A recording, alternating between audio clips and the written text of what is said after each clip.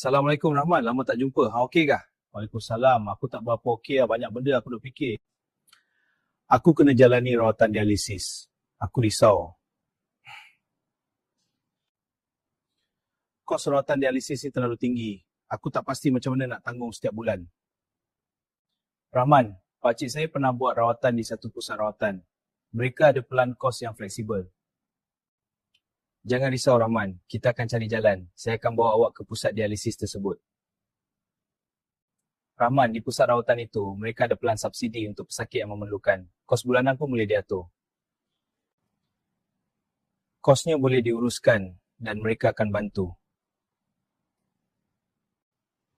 Assalamualaikum, selamat datang. Encik, boleh saya bantu? Waalaikumsalam. Ya, saya nak tanya mengenai pendaftaran. Encik, ini borang pendaftaran. Nanti kami akan bantu Encik langkah demi langkah. Baik, terima kasih.